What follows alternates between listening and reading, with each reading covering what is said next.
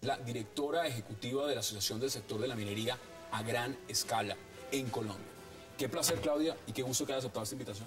Muchas gracias por la invitación, encantada de estar con ustedes y por la oportunidad de contarle al país por qué la minería responsable sí es posible en Colombia. Mire, mucho palo se le ha dado al sector minero y seamos francos, no ha sido únicamente las últimas 2 semanas. Venimos en un proceso donde a las multinacionales mineras se les está fijando una gran responsabilidad. El caso de la Drummond, el caso de Cerro Matoso, son casos puntuales. Ustedes acá, cuando yo me empecé a documentar a fondo sobre el tema, cuando uno habla de minería a gran escala, ¿este sector qué tan grande es en Colombia? El sector de la minería en general es un sector que representa 2 puntos del PIB. 18% de las exportaciones del país, 17% de la inversión extranjera directa, 18% de las regalías. Es un sector que genera 350.000 empleos legales. Legales. ¿Directos e indirectos? Directos. 350.000 ya sean personas que están dentro de las empresas o contratistas de las empresas, pero son empleos directos, y hay más o menos una relación de 1 a 3 entre los empleos directos e indirectos. Luego, si multiplicamos eso por 3, nos da un buen porcentaje, cerca de un 5 o 6% de la población ocupada del país. Cuando hablamos del sector de la minería a gran escala, lo que son ustedes, ¿esto nace hace cuánto, mejor dicho? Hace el 11 de marzo de 2011 nació una asociación que quería agrupar las empresas mineras a gran escala en el país, que querían diferenciarse, porque es muy importante que la opinión pública colombiana entienda que hay diferentes tipos de minería. Hay una minería formal, que puede ser a pequeña, mediana y a gran escala. Hay una minería informal, en donde hay que diferenciar entre la minería artesanal y el informal en estricto sentido. Y hay una minería criminal que ha calificado el gobierno nacional, que no tiene nada que ver con el sector y que perjudica a todos los colombianos. Y de ahí no hay cifras, y de ahí no hay absolutamente nada. De la minería ilegal, por supuesto que no. De la minería informal falsean bastante las cifras del sector, y de la minería formal sí hay cifras. Entonces, la minería a gran escala, o un grupo, 3 empresas del sector de la minería a gran escala, querían diferenciarse un poco. ¿Cuáles eran esas 3? Esas empresas son AngloGold Ashanti, Anglo American. Usted me está hablando de las gigantes. De las mías, exacto. Pues aquí las tengo. AUX, SX, El Cerrejón, Cerro Matoso, Colombia Natural Resources, Drummond, Ecooro, Gran Colombia Gold, Mineros, que antes se llamaba Mineros de Antioquia, Minas Paz del Río y Prodeco. Los grandes. Los grandes. Este sector o estas empresas representan cerca del 90% del carbón que se produce y que se exporta en el país. Somos responsables del oro legal que se produce y que se exporta en el país, más o menos del 50% de lo legal. Lo que pasa es que las 66 toneladas de oro que produjo el país el año pasado, nadie sabe, estas industrias representan, de eso que se exportó, representan más o menos el 15%. Y nadie da una explicación muy clara de quién es el responsable de producir y de exportar en Colombia el resto de las toneladas que se salieron de Colombia el año pasado. Y Cerro Matoso, que es la única empresa que produce ferroníquel en el país, hace parte de nuestra agremiación. Luego aquí está el peso económico importante, unos actores económicos importantes que se están esforzando por hacer las cosas bien y por demostrarle al país que sí es posible una minería responsable. Ahora, cuando hablamos de minería, lo primero que uno piensa en Colombia, y el gran debate se ha dado y lo vemos con la Drummond, repito, se ha visto con Cerro Matoso, se ha visto con muchas multinacionales, es el tema ambiental, es el tema de las licencias ambientales. Todas estas compañías están trabajando, la Contraloría ha hecho informes donde ha dicho fuertes críticas y ha dicho no están cumpliendo con los requerimientos ambientales. La ANLA también ha dicho fuertemente, estas multinacionales hay muchas que están trabajando sin esas autorizaciones y lo que están es haciendo un daño inmenso al medio ambiente en Colombia. ¿Cómo lo manejan ustedes y qué dice usted frente a esas acusaciones? Las empresas afiliadas al sector de la minería a gran escala y la minería formal en su conjunto le cumple al país, Hassan. Son empresas que no solamente cumplen la ley en su conjunto, de manera integral, sino que además van mucho más allá. Tenemos un código de autorregulación de hace más o menos unos 2 años, en donde queremos mostrarle al país que es posible hacer una minería con base en unos estándares internacionales que son mucho más estrictos de lo que los requerimientos de la legislación nacional. Pero aquí dice todo lo contrario. Hay contingencias que suceden en esta y en cualquier industria. Es decir, las contingencias para la industria de la construcción de la infraestructura, para la aeronáutica, para la vivienda, para la agricultura, agroindustria, son contingencias que existen en cualquier sector, pero que dan pie por el impacto que tiene nuestra industria en el entorno para que haya un cuestionamiento de fondo de la actividad. Pero yo creo que el país se equivoca al cuestionar de fondo al momento de una contingencia que esperamos que sea resuelta de manera responsable, como se está haciendo en este momento en el país, y que sea superada. ¿Usted cree que en eso ha sido injusto o ha sido todo lo contrario? Es decir, muchas de estas multinacionales y lo que le están cuestionando a la Drummond justamente es un tema de soberbia, es un tema de haber faltado muchas veces al aviso y a la reglamentación. Y le están diciendo, mire, ustedes estaban advertidos de construir, por ejemplo, un muelle desde hace muchísimo tiempo. No lo hicieron. Estamos hablando de que también las sanciones que se han dado en Colombia por el tema de lo que pasó, digamos, con esas barcazas de carbón que cayó en plena bahía, pues las multas son irrisorias frente a las utilidades que gana una compañía como la Drummond. ¿Ese tema dónde queda? Yo creo que es muy importante aclarar que el sector en su conjunto cumple. El sector en su conjunto le cumple al país. Colombia exportó el año pasado 89 millones, el año antepasado 89 millones de toneladas. Este año va a exportar un poco menos, 66 toneladas de oro y 52.000 toneladas de ferroníquel. El tamaño del sector es bastante importante. La actividad minera hoy en el mundo es compatible con una gestión ambiental responsable. ¿Por qué? Primero que todo porque existe la cultura empresarial para hacerlo, porque hay N estándares internacionales, hay unas autoridades que están verificando el cumplimiento de esas normas. Esta semana tuvimos el ejemplo que hay unas autoridades que están verificando el cumplimiento de unas normas y hay los recursos suficientes para hacerlo, pero lo más importante creo que es la convicción de las empresas, en el sentido de que hoy no solamente es suficiente que una operación minera a gran escala sea rentable desde el punto de vista financiero, sino que tiene que ser responsable y tiene que proporcionar los recursos para hacer lo que sea necesario para que se prevenga, mitiga. ¿Cuánto le genera en utilidades el tema minero? Y aquí estamos hablando de las grandes multinacionales que están haciendo minería en Colombia. ¿Cuánto le genera eso al país? Este sector es un contribuyente importante. Como le dije, representa el 2% del PIB. Representa más o menos 4.28% del impuesto de la renta que se paga al país, es decir, 1 billón de pesos al año. Al año.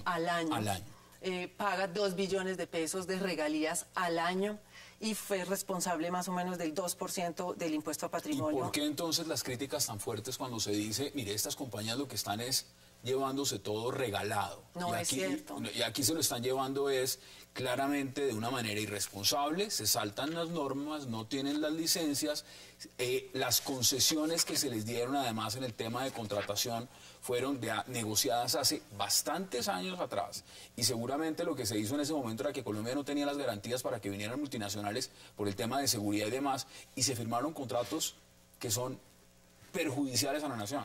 ¿Por qué dice usted que son perjudiciales a la nación? Bueno, porque eso están diciendo todos los... mire, el senador Robledo, por ejemplo, parte del Polo Democrático, están diciendo que los precios y los contratos y los plazos sobre los cuales están estas multinacionales en el país no fueron firmadas de la manera adecuada. Las extensiones de esos contratos, además, no son beneficiarios para el Estado colombiano. ¿Cuánto le deja la industria minera al país? Eso se mide con un indicador.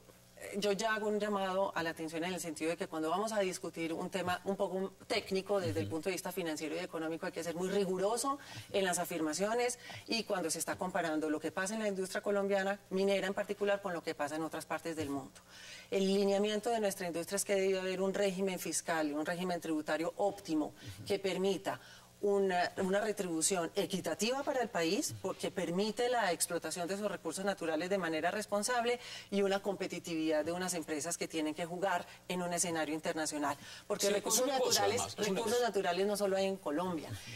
Por su naturaleza misma, la industria minera es una industria multinacional, no porque haya unos malvados extranjeros que quieran venir a expoliar nuestros recursos naturales, sino porque la naturaleza misma permite que con lo que se está produciendo recursos recursos en una parte del mundo, se financia la exploración en otras partes del mundo. Y esa es la naturaleza multinacional, y tenemos un mercado internacional que es un complemento elemental.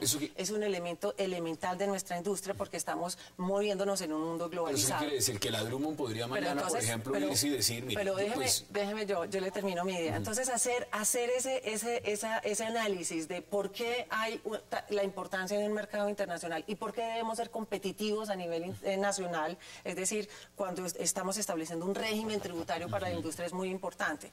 Entonces, comparemos, Hassan. Cuando en Colombia, esto se mide entonces con el government take, o la participación del Estado en la generación de la renta minera.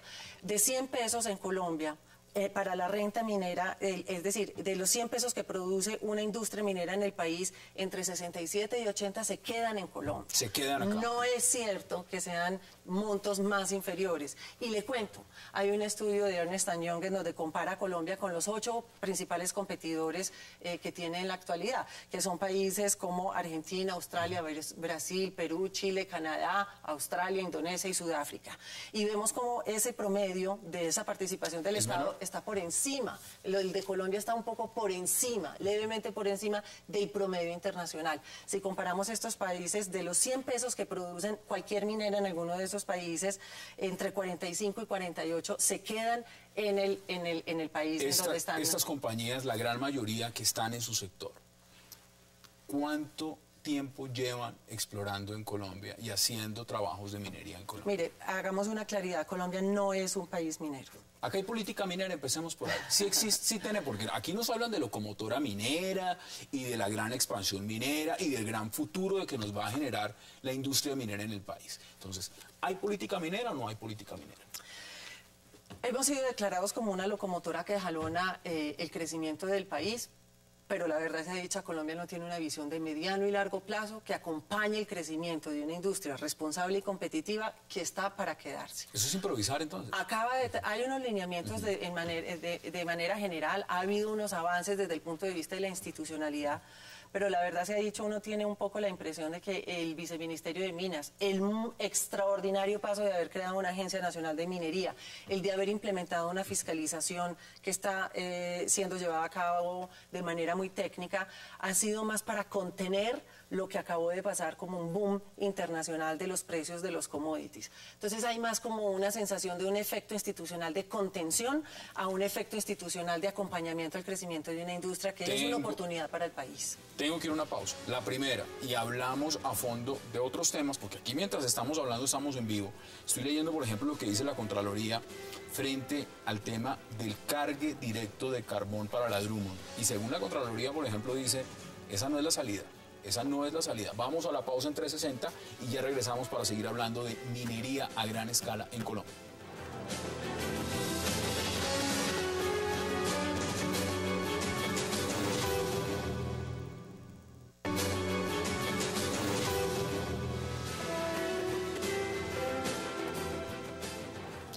Regresamos a 360 y estamos hablando de lo que es el gran tema, por lo menos en Colombia, desde el punto de vista de la minería. Y qué mejor que hacerlo con la cabeza, la directora ejecutiva de la Asociación del Sector de la Minería a Gran Escala, con Claudia Jiménez. Mire, ¿esto es un país minero o no es un país minero? No es un país minero y es muy importante que los colombianos sepan que Colombia lo que tiene es una gran expectativa de crecimiento. Pero nos han dicho otra cosa. Aquí nos han dicho que nosotros somos un país que estamos llenos de recursos. Minero. Es un país que ha tenido minas históricamente desde antes de la época de la colonia, pero en Colombia no hay una industria minera desarrollada y sólida. Un país minero es un Chile, por ejemplo, que produce el 30% del cobre que se produce en el mundo. Ni en carbón, ni en níquel, ni en oro Colombia produce más del 2% de la producción mundial. Entonces no podemos mirar no solamente el ombligo, sino ubicarnos con respecto al mundo. Con respecto al mundo, lo que tenemos entonces es muy pequeño. Es totalmente inexplorado, pero sí tenemos un gran potencial porque aún es un país que no tiene un amplio conocimiento de su potencial geológico, geofísico y geoquímico. Luego allí es donde está la gran oportunidad de desarrollo para Colombia, en poder conocer mejor su territorio de manera técnica, de manera responsable, de manera sostenible, poder aprovechar esos recursos naturales.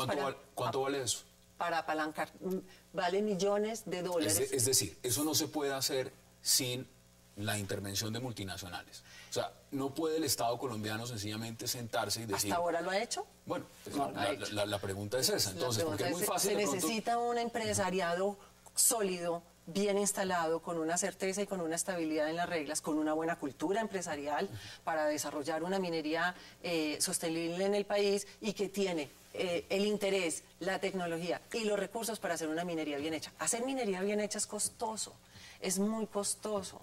Por eso es muy importante que se entienda que la actividad empresarial para la actividad minera, la forma de organización empresarial, cualquiera sea la escala realmente no es un problema de por sí, per se, sino que debe ser la que se requiera para poder tener los recursos necesarios suficientes para hacer una explotación técnica que sea responsable con el medio ambiente y que se involucre con sus comunidades. ¿Qué pasa con las regalías? Mire, todo el mundo, y ahí la gran pregunta es, ¿si pagan las sumas en regalías justas cuando estamos viendo las utilidades de lo que puede generar en el sector? Usted me menciona el PIB, pero además esas regalías están entrando o se están perdiendo ya en ese momento en que son pagadas al Estado. Entonces miremos si son equitativas o justas o no. Nuevamente, una discusión muy importante que se presta para oportunismos políticos, pero que debe ser dada de manera muy equilibrada y muy responsable. Usted está diciendo que muchos sencillamente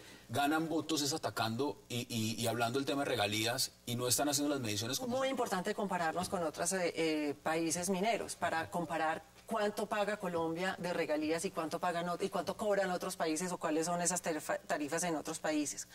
En aquellos países con los que Colombia compite, como por ejemplo Argentina, Australia, Brasil y Colombia, que utilizan, e Indonesia, que utilizan la misma metodología para saber cuánto es la tarifa de regalías, Colombia está un poco por encima en las tarifas de las regalías. En el oro, Colombia tiene una tarifa de regalías de entre 4 y 6%, y en el carbón, por ejemplo, tiene una tarifa de regalía en función de la magnitud de la operación entre 5, 10 y 12.5%. ¿Cuánto tendría Chile entonces? Pero Chile no lo podemos comparar porque es sobre utilidades. Entonces, le comparo a un país comparable, que es un debate honesto, intelectualmente honesto, para no comparar papas con manzanas, como dicen algunos. Si usted compara en Argentina, por ejemplo, las regalías del oro son del 3%, en Colombia entre 4 y 6. Las del carbón son del 3%, en Colombia de 5, 10 o 12.5%.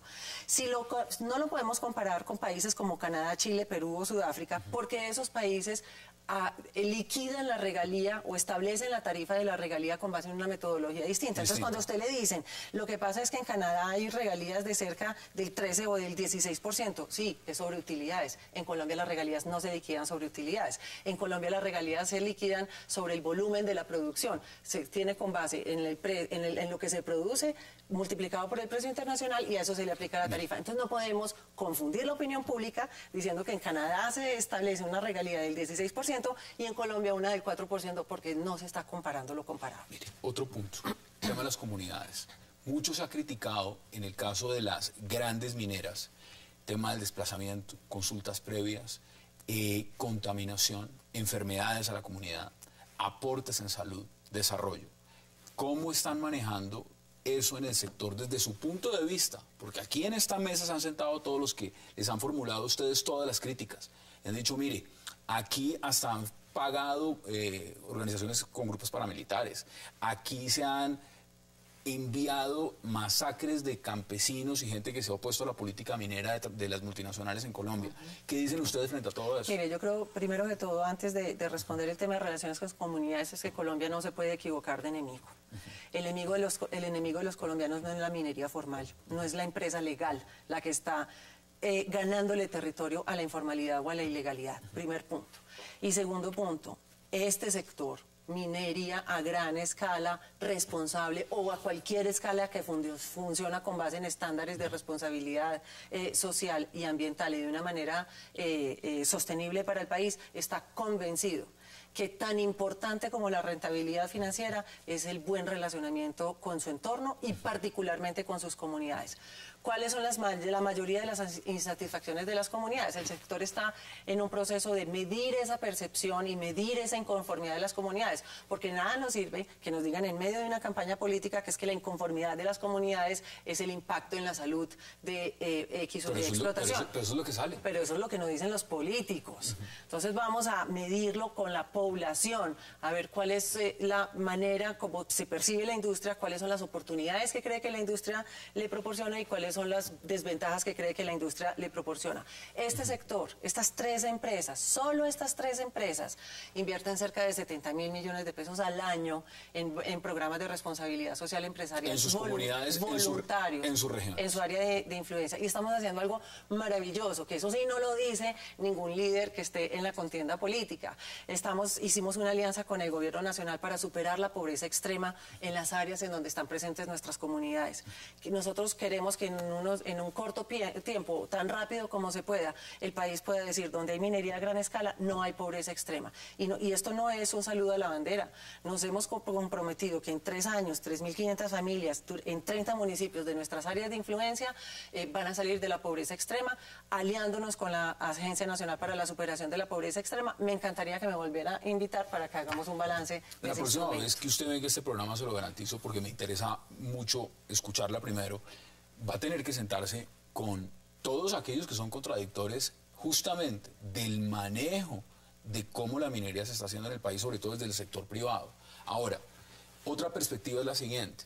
Cuando usted habla de minería, estamos hablando de mineros artesanales también, la minería artesanal. En los datos oficiales, el impacto de la minería artesanal en los datos de la industria es absolutamente marginal. Es absolutamente marginal. Entonces, aquí ya sabemos que sobre ilegal no hay cifras, sobre eso no sabemos. Y me dice usted, es ínfima sobre el tema artesanal. Correcto. ¿Por qué entonces se le achaca tantas críticas a las multinacionales sobre ese tema? Es decir, como si estuvieran quitando gran parte del mercado. Al contrario. Mire, este sector, estas 3 empresas y 3 en particular de ellas han hecho una alianza para la formalización de mineros. ¿Cuáles son esas 3? Volvemos a lo mismo. Esas empresas son Gran Colombia Gold, Anglo Gold Ashanti y Minas Paz del Río. Han decidido, porque el problema de la informalidad y de la minería artesanal puede ser un problema que en otra época se hubiese dicho, desde el punto de vista de la industria, eso no es problema mío. Eso es un problema del gobierno local y nacional que ha dejado crecer una institucionalidad que no ha hecho el control necesario y por eso se ha desbordado la informalidad en la industria. Esa podría ser la mentalidad o esa pudo haber sido la mentalidad en algún momento. Hoy no.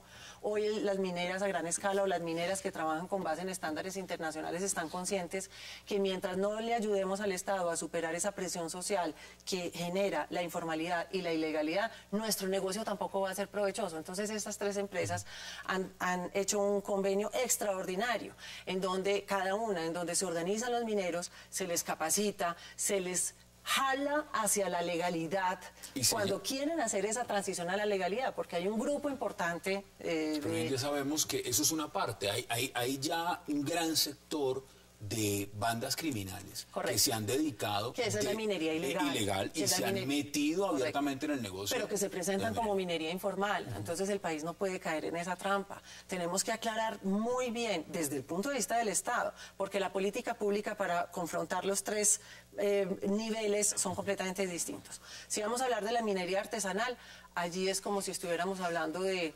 coqueros o de paperos o de un grupo humano que está buscando una alternativa de ingresos. Luego la política pública debe ser una política social de ingresos.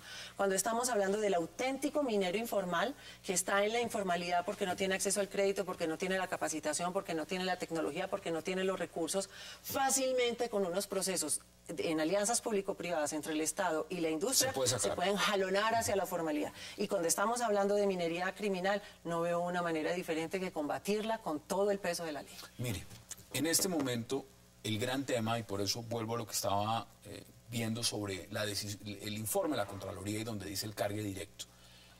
¿Qué tan conveniente es el cargue directo en Colombia? Total, de hecho cargue directo hay en Colombia desde hace muchísimos años. ¿Por qué la Contraloría está diciendo que no es la solución entonces para la Drummond? Yo quisiera saber por qué está diciendo eso la Contraloría. El cargue directo es, el cargue de carbón... Le voy a decir porque además están hablando claramente de lo que significa el daño ambiental dentro de las construcciones de los muelles. Mire, en Canadá existe el puerto de Vancouver, que es una de las ciudades en donde hay una calidad de vida más elevada a nivel internacional, o una protección al medio ambiente más rigurosa, y el puerto minero más importante de muchos lugares en el planeta, uno de los puertos mineros más importantes del planeta, en donde, entre otras, hay la modalidad del cargue directo. Entonces, ¿qué se está buscando con el cargue directo? Es un paso que tenía que dar el país, es un paso que tiene a las empresas del sector de la minería a gran escala que construyen esos puertos, porque esos puertos no se los construye el Estado, y que terminan estando al servicio Dragados requeridos para el cargue directo implica daños graves al lecho marino, instalación de infraestructura que incide en ecosistema, alteración de corrientes oceánicas. Entonces no lo autorizaría el Ministerio de Ambiente, que está encargado de hacer los análisis necesarios para que haya una posibilidad no vamos a decir entonces ahora que el gran esfuerzo que está haciendo el país para implementar un cargue directo en su industria carbonera, que pesa 2 puntos del PIB, no es tampoco aceptable. Se nos ha acabado el tiempo, pero ahí es donde quiero ir. Hay un choque directo entre lo que significa la política minera y lo que nos está vendiendo el gobierno desde el punto de vista del Ministerio de Minas. Y otra cosa es lo que nos dice la Contraloría, nos dice el tema ambiental, el Ministerio de Medio Ambiente y la ANLA. Eso es un falso dilema. Y es un falso dilema en el que el país no puede caer. El presidente Santos lo ha dicho desde el inicio cuando declaró el sector como una locomotora. Muchos países han encontrado el equilibrio entre un desarrollo sostenible y una protección medioambiental. ¿Cómo? ¿Por qué Colombia no? Bueno, pues usted lo ha dicho, no somos un país minero todavía. Estamos en camino de hacerlo. Luego, toda solución o alternativa que se encuentra a una gestión ambiental de una industria en la que se puede apalancar la mejoría de la calidad de vida de los colombianos va a tener una crítica por parte de opositores tradicionales de la industria. Es muy importante que el país no pierda el foco y entienda que la industria minera responsable es una oportunidad de desarrollo. Bueno, queríamos dar la posibilidad de que muchos de los que están viendo el tema minero pues lo escuchen desde la otra orilla, y es decir, desde las grandes multinacionales y los que están representados en el sector en el que usted está. Claudia Jiménez, un verdadero placer. Que no sea la última vez. Espero que no, y mil gracias por dejarme contarle al país por qué la minería responsable sí es posible. Bueno, ahí están, vamos a la pausa porque regreso vamos a hablar de otro tema con Nacho Vidal, el tema de los preservativos en la industria pornográfica. Ya regresamos.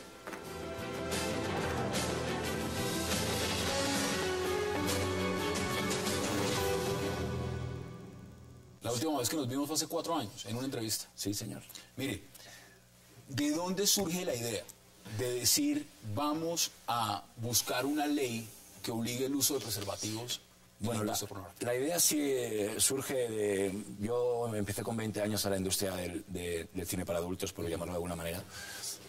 Tengo 40 recién cumplidos y a medida que pasa el tiempo pues maduras, tienes una familia, tienes hijos y te das cuenta de las barbaridades que has cometido cuando eras joven y una de las barbaridades que he cometido cuando era joven ha sido participar en el cine para adultos sin una protección, ¿no? Sin un preservativo, ¿no? Pero eso vende.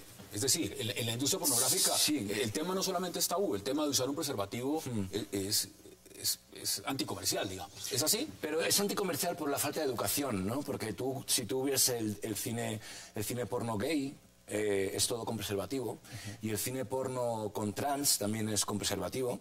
Entonces, yo soy productor de gay, yo soy productor de trans como productor, no actor, ¿eh? Como actor solo soy con chicas, pero soy productor y de gay, de trans y de hetero.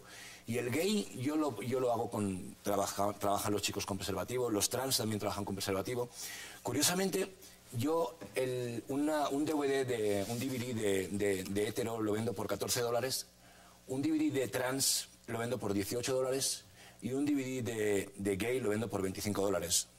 El producto que yo más vendo, lo vendo 3 veces más que el hetero, es el producto del trans. Increíblemente. Es el producto que más se vende y tiene preservativo.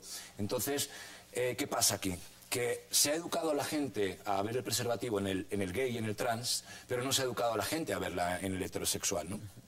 Entonces yo creo que ha sido una falta de educación, ¿no?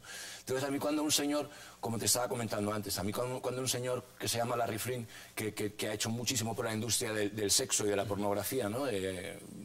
y todo el mundo cuando aparece... Es un negocio multimillonario. Sí, es un negocio que mueve millones y millones de... Lo que he podido ver y documentarme sobre el tema de las cifras, es un negocio que supera los 12.000 millones de dólares al año. Yo creo que te quedarías corto. Yo te puedo decir páginas web, no te voy a decir nombres porque no les voy a dar publicidad encima. Son las páginas web de los tubes, que han sido las páginas web que han arruinado prácticamente toda la industria, porque han hecho que toda la pornografía esté gratuitamente en Internet de una manera salvaje, ganando ellos barbaridades, ¿no? Hay páginas web que tienen como 2 millones de afiliados, que cada afiliado paga $24 y están facturando de 50 a 60 millones al mes. ¿Al mes? Sí, al mes. O sea, y no solamente una página, hay varias páginas. Volviendo a lo de Flint, es decir, aquí estoy leyendo información donde dice, industria del porno se mudaría a Las Vegas si en Los Ángeles, que es donde está la meca de esta industria, se obliga al uso del preservativo. Tú imagínate, o sea, una persona, lo que yo te decía antes, una persona que se sienta en una silla de ruedas de oro macizo detrás de un pupitre en un superedificio, que jamás ha puesto su vida en riesgo porque no tiene que trabajar con ninguna chica o con ningún chico en la industria, que lo único que hace es mandar y producir y ganar millones y millones de dólares, que diga que el uso del preservativo hace que sus películas no sean... No sean rentables. No sean rentables, no. Es que no le funcionan, a él no le funciona, él tiene que trabajar sin preservativo los actores, si no a él no le funciona, y amenaza al estado de California, en el cual es obligatorio el uso de preservativo, amenaza de irse de California a irse a Las Vegas si esa ley se lleva a cabo, ¿no? ¿Cuánto significa en la cantidad de películas que se producen en California al año, por 60.000 películas al año. 60, solo en Estados Unidos. Sí, solamente en el Valle. El valle de San Fernando, o sea, está Los Ángeles, está la parte de Hollywood y está la parte del Valle. En la parte de Hollywood está el cine convencional, la industria que todos conocemos. Sí, Hollywood. Y luego en la parte del Valle es la parte de la industria del porno, que prácticamente todas las casas que hay son localizaciones, ¿no? Son estudios. Son estudios prácticamente. Y se están rodando unas 60.000 películas al año. 60.000 películas al año es muchísimo dinero, ¿no? Por Dios, eso es si hablamos de Hollywood ni siquiera la industria de Bollywood en la India produce esa cantidad de cine al año. No, en la vida. ¿En Europa es lo mismo? ¿O en Europa es mucho más reducido el volumen? No, es muchísimo más reducido. Pero cuando yo te digo 60.000 películas al año, tú date cuenta... Perdona, 60.000 películas al año, cada película acostumbra a tener unas 5 escenas, ¿vale? Entonces estamos hablando de que tú tienes que multiplicar esas 60.000 por 5. Eso es una locura. Eso es una locura. Y la cantidad de gente que se necesita para esa industria, o sea, es muchísima gente. Hay miles y miles y miles y miles de personas trabajando en esa industria. ¿Cómo se garantiza el tema de la seguridad? Es decir, cuando se va a grabar una escena de cine porno, en el momento en que usted dice, mira, hay que proponer una legislación que obliga al uso del preservativo. Cuando no está esa legislación, ¿cómo se sabe si la persona con la cual usted va a tener una relación sexual está sana o no? A ver, cuando yo tenía 20 años... yo tenía que tener una relación con una señorita y a mí el productor me dijo, bueno, hay una cosa que se llama el test de SIDA, gonorrea, hepatitis, clomeria, sífilis, etcétera, etcétera. Sí, todo incluido. Entonces tú te lo tienes que hacer y ella también se lo tiene que hacer. Entonces, vale, yo me lo hago, ella se lo hace, los dos nos enseñamos el papel conforme estamos limpios, pero ese papel sirve durante todo un mes. O sea que yo durante todo... ¿Un mes? Sí, durante todo ese mes, yo con el mismo papel que me he sacado un día, puedo trabajar durante todo ese mes. Al cabo de 30 días tengo que volverme a hacer el test otra vez, ¿no? Entonces, si ese test lleva 2 semanas, hace 2 semanas que se lo ha hecho esa señorita, ¿qué ha hecho esa señorita esas 2 semanas? ¿Cuántas escenas pudo haber grabado en esas 2 semanas? ¿Cuántas escenas puede haber grabado? ¿Y con cuántas parejas ¿Cuánta gente pudo haber pasado por sus manos? O sea, es que es toda una cadena, ¿no? Ahora hubo un brote de sífilis, hubieron más de 300 casos de sífilis en el porno. Han habido más de 4 casos de SIDA en menos de un mes en la industria del porno. ¿Eso es en Estados Unidos o esto en también? Estados Unidos. En Estados Unidos. Yo llevo 20 años en la industria del porno y yo creo que he visto... no sé, habría visto unos 2 casos de SIDA, pero ahora en un mes han habido 4 casos de SIDA. O sea, estamos metiéndonos en un sitio muy peligroso. y no nos estamos dando cuenta que no solamente es lo que estoy luchando o diciendo, es cada uno lucha por lo suyo, ¿no? Yo me dedico a la industria del porno, obviamente voy a luchar por mi seguridad, ¿no? Si yo trabajara en la construcción, pues estaría quejándome porque no usamos un casco, Bueno, ¿no? a ver, a nivel de países, ¿cuántos países han adoptado este tipo de Francia legislación? es el único país que al día de hoy obliga a utilizar preservativo. ¿Y qué tan grande es la industria en Francia? Bueno, a ver, comparémosla Muy con la grande, ¿Es grande? muy grande, sí. De hecho, fueron los primeros que empezaron con la industria del porno, Francia. De hecho, los españoles cruzaban la frontera y se iban a Francia a ver pornografía en la época franquista. ¿Y en España, en su país, cómo es el manejo? Pues el porno en mi país sigue trabajando sin preservativo y lo peor de todo es que son gente que no son profesionales, son gente que entran en la industria, entran una semana y a la semana siguiente han desaparecido, ¿no? Y entonces, ¿Por qué entra la gran mayoría? ¿Entras por un tema de necesidad económica o entra por otra razón? Yo creo que cada uno tiene sus razones, ¿no? Hay mucha gente que entra cumple la mayoría de edad, y cumple los 18 años y quiere irse de su casa y el único trabajo que le han ofrecido en ese momento por ser mujer o es la prostitución, hacer pornografía o hacer un trabajo que sea dinero rápido, ¿no? Yo creo que cada uno entra por lo que sea. Yo entré por curiosidad en ese momento, no me hacía falta dinero, tenía una empresa de transportes cuando yo empecé y me ganaba muy bien la vida y entré por mera curiosidad y acabé siendo Nacho Vidal, ¿no? Bueno, en este momento, una cosa es promover un tema de legislación como este, pero Sí. pues esto para hacerlo lo tienen que hacer los políticos. Exacto. Ahora, Exacto. En relación directa con políticos, no solamente miremos la perspectiva donde usted es supremamente reconocido como lo es Europa y Estados Unidos, en América Latina, ¿ya ha tenido contacto con alguien que esté interesado en decir, mire, esto hay que fomentarlo, esto hay que seguirlo? Estoy en trámites, lo que ahora habéis tenido un pequeño problema con el alcalde en Bogotá, me parece. Sí. Y estoy esperando que se acabe de arreglar ese problema que hay para ver la gente que queda en esa plataforma para poder hablar con ellos, ¿no? Hoy, por ejemplo, como bien tú sabes, he subido a la Calera en bicicleta. Sí. Y subiendo a la Calera en bicicleta había un letrero de Falcao, el futbolista, con los dedos así, pues para como en España la Dirección General de Tráfico se llama aquí, no sé cómo se llamará, pero para que la gente no corra tanto, para que Es un tema de campaña vial. Es un tema de campaña. Exacto. Entonces yo me gustaría, yo prestaría mi imagen desinteresadamente, gratuitamente, para hacer una campaña del uso del preservativo. No solamente para ayudar a la industria porno, sino para ayudar a nuestros hijos, por lo que tú sabes, muy bien sabes, yo soy padre. Entonces yo quiero que mis hijos crezcan viendo una pornografía sana. O sea, yo creo que es un tema educacional, de educar a nuestros hijos y que vean que el uso del preservativo es necesario, ¿no? Que no vean ven a Nacho Vidal como un ídolo, o a Rocco Siffredi como un ídolo y de repente lo ven trabajando sin preservativo. En América Latina, en un país como Colombia, el tema de la pornografía puede ser muy tabú. Y muchos dicen, no, yo no voy a admitir si veo o no pornografía, pero en el caso suyo en España, usted es un Falcao. Es decir, el reconocimiento público es inmenso. Es decir, se hace una campaña diciendo hay que usar el preservativo, evidentemente eso va a tener un impacto masivo. A ver, yo en España yo en España tengo diferentes negocios. Uno de ellos son unas pastillas que vendo, que son unas pastillas que son naturales y te producen pues una erección, ¿no? Entonces, ¿es un Viagra?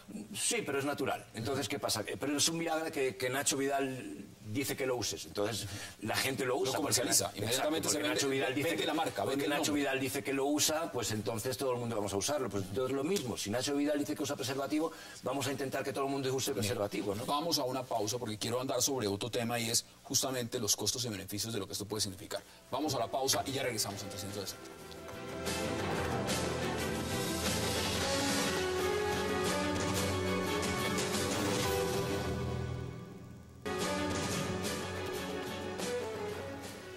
Regresamos a 360 grados haciendo esta entrevista con Nacho Vidal. Nacho, en tema de impuestos y utilidades, ¿cuánto se paga, digamos, en Estados Unidos por tema de impuestos y regalías sobre esa industria en el Valle de San Fernando? Se paga el 55% de impuestos. 55%. Eso es muy por encima de lo que pagarías en cualquier otro sector. Total. Es decir, que las utilidades son ¿de cuánto? A ver, lo que te estaba comentando antes es ahora cuando hubo toda esa crisis en Estados Unidos y todas las empresas pidieron un subsidio, una ayuda. Un rescate. Un rescate, y se les dio ese rescate. La industria del porno también pidió ese rescate y a la industria del porno no se le dio ese rescate. ¿Por qué no se le dio? Exacto, ¿por qué no se le dio? ¿Por qué no se le da? Porque sí que se le cogen sus impuestos y a la hora de ser una empresa se le cobran los impuestos, pero a la hora de pedir una ayuda no se le considera una empresa y no se le dan esas ayudas. Si eso hubiera pasado con la industria de Hollywood, hubiera sido totalmente distinto. Obvio, claro que sí, por supuesto. Inmediatamente se sale a salvar la industria. Por supuesto, es una doble moral que va a existir toda la vida. O sea, sí que te cogemos el dinero, pero no te consideramos una empresa. Es absurdo, ¿no? En empleos directos que más o menos lo alcanzamos a mencionar, ¿eso cuánto puede generar? Porque no es lo mismo hacer una película, una industria de una superproducción donde tienes que contratar diferentes actores, productores. Depende. Yo he rodado una película que se llama Piratas del Caribe, que es la versión porno y es una película que ha costado más de $2 millones. $2 millones. Y han hecho la versión soft, que no se ve, que es solo erótico, que no se ven penetraciones, la versión hard, que es la versión hardcore, y una versión mainstream. Eso se comercializa a través de los mismos canales, digamos, comerciales, DVD, de internet, etcétera, etcétera. ¿Y cuántas personas participan en una producción de esas? En esta producción pudieron participar tranquilamente 300 personas, tranquilamente. 300 personas. Sí. Entre maquilladores, no estamos hablando de un cortometraje, es un largo. Sí, es un largometraje. Es un largo. Ya te digo, es una película que depende. Puedes hacer una película que te puede costar $5.000, una película que te puede costar $5 millones. La industria del porno es muy amplia. No hay un nada más. Pero ¿qué marca entonces la pauta en el tema de las utilidades? Es decir, nada garantiza que una película que cueste hacerla $2 millones o 5 millones dé las mismas utilidades que una que costó $5.000. No. Nada te lo garantiza. Es más, ahora con el Internet, desde que salieron los tubes, que han sido lo que te estaba comentando antes, que los creadores de los tubes son los que ahora están ganando todo el dinero. Yo como productor, por eso he empezado a hacer otras cositas. Como productor hago una película y al día siguiente está colocada en Internet gratuitamente. ¿Dónde está la ganancia? ¿Dónde está la utilidad? ¿Dónde está la ganancia? Ahora yo sí que tengo que pagar los impuestos de esa película. Pero la persona que ha puesto esa película en su tube gratuito, que está ganando dinero por esos links que colocan y ellos cobran por esa publicidad, y se está ganando ese dinero, a esa gente no le están cobrando nada. ¿Qué tan grande es la industria en Colombia, digamos?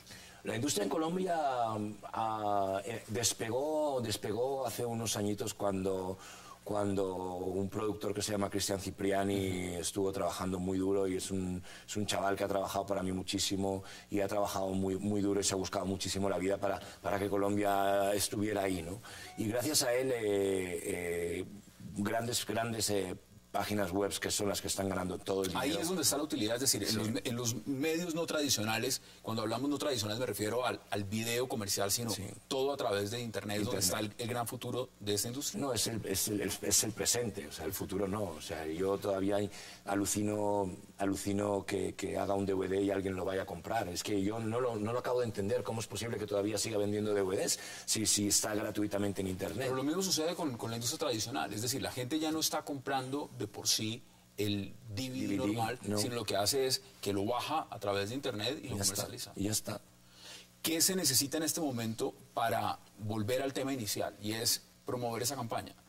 Pues promover esa campaña yo creo que es algo que todos los gobiernos deberían hacerlo, no solamente para la industria porno, sino para la educación de lo que te estaba diciendo, de nuestros hijos, ¿no? Que vean una industria porno como la gay y la trans, en la cual se utiliza preservativo, que en el heterosexual también se utilice preservativo. En este momento es mucho más difícil llevar este mensaje en América Latina que hacerlo en Estados Unidos. Ya vimos lo que sucede, por ejemplo, en Los Ángeles, que dice, mire, si no nos permiten esto, nos mudamos de estado. Sí. ¿A hacerlo en Europa o es exactamente lo mismo? Vender esta idea, comercializar esa idea, de decir, hay que usar el preservativo en la industria. Yo creo que la vida es la vida en cualquier continente. Y estamos hablando de vida, no estamos hablando de otra cosa. Es vida. El ponerse preservativo es vida, ¿no?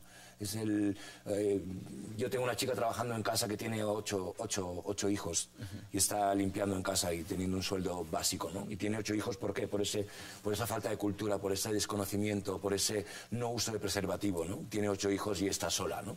Entonces es para educar a la gente a que no tengan embarazos no deseados, enfermedades que te llevan a la muerte, los trabajadores que trabajamos en la industria tengamos una seguridad, pues un new porn, ¿no? Es una nueva era de la pornografía. Sí, pero se está transformando en ese sentido también la industria del porno, de lo tradicional a lo nuevo. En eso está cambiando. Totalmente, está cambiando en todo, pero lo único que no está cambiando es en el preservativo.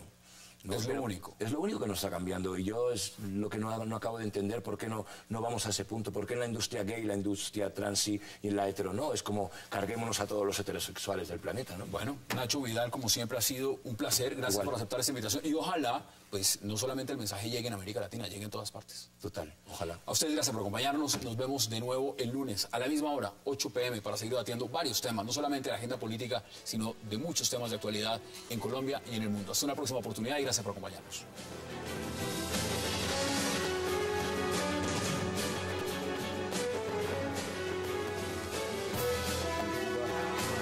Wax like a dog.